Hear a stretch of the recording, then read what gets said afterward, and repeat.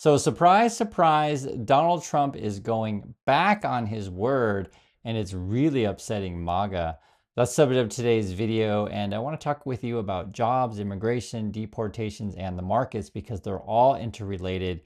And basically, this whole premise that Trump has been telling all his, people is, "Hey guys, vote for me. I'll deport everyone, and you're all going to get your factory jobs back."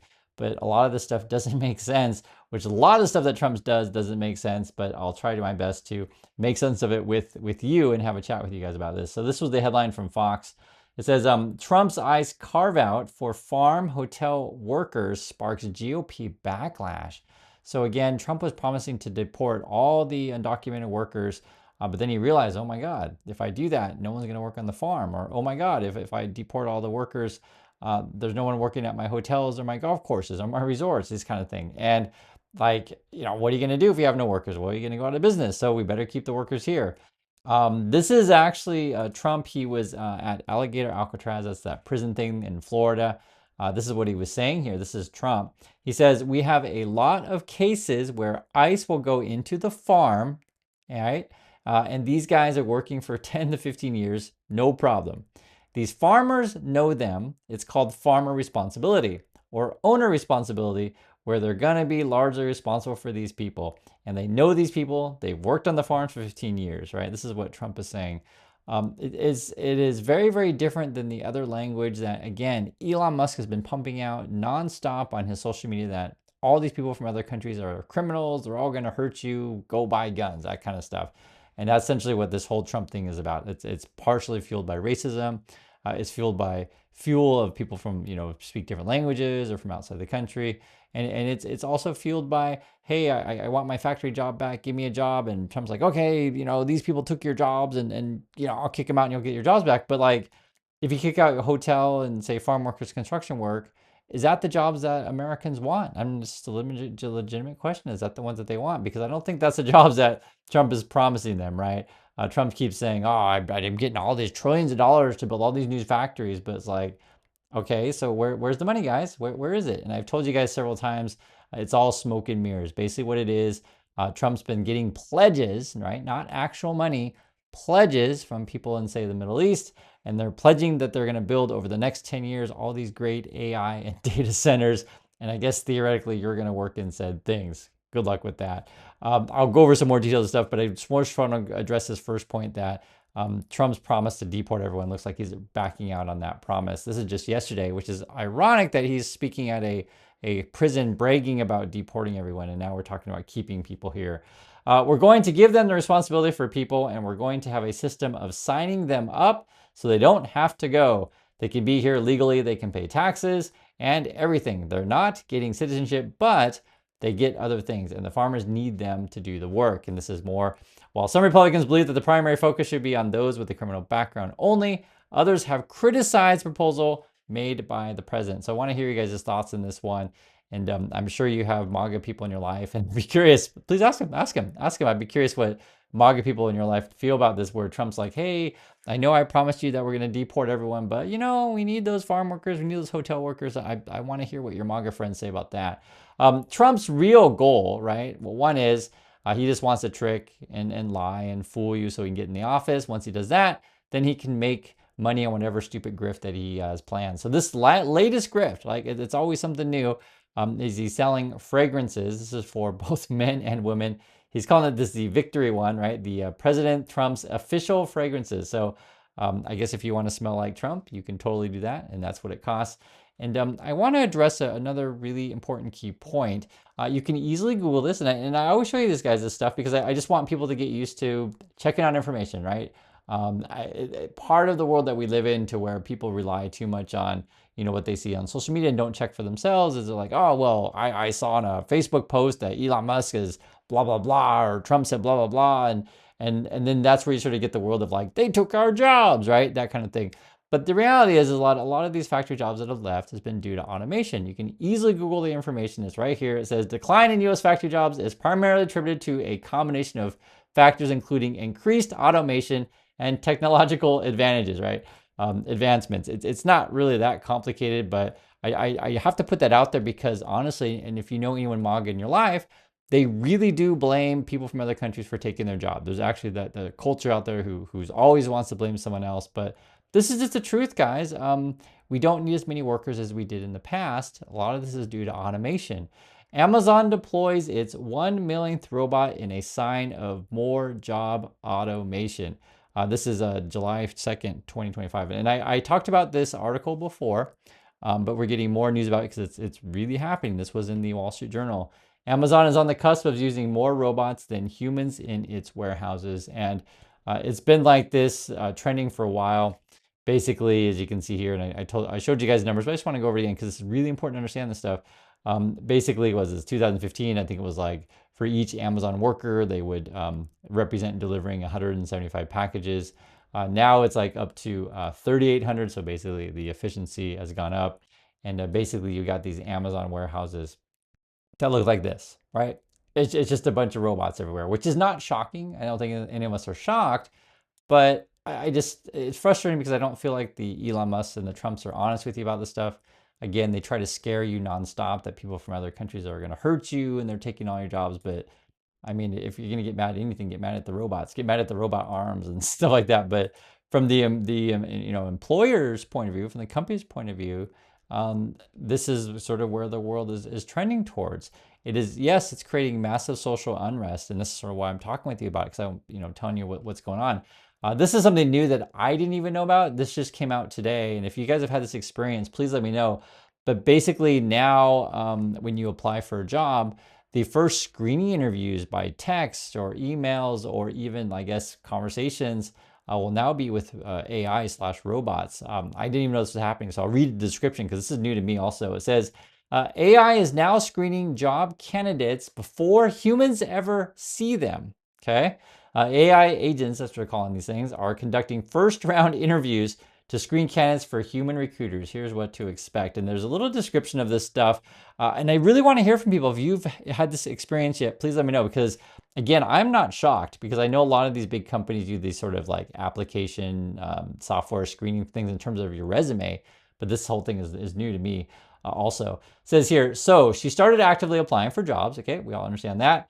But rather than hear back from human recruiters, she received emails, calls, and texts from artificial intelligence called virtual recruiters seeking interviews. By late June, she had been screened over the phone and via video by AI 4 times, leaving her to wonder, quote, where are all the people? And when I read that for the first time, I was just like, this sounds like an episode of Black Mirror. I mean, doesn't it? And it's not shocking. You can kind of see how this would work. And if you guys saw the older movies like, say, Space Odyssey 2000s, like, I'm sorry, Frank, I'm afraid I can't do that, right? You guys know this, or just talking to the computer, say in Star Trek, these kind of stuff. So nothing's exciting. Even today, we can talk to our phones, but using it in this way to, basically eliminate people in the first round of interviews is fascinating. Quote, it felt like when you have a blind date and you don't get enough information before you're going. You don't want to be rude and hang up, but I also felt catfished a little bit.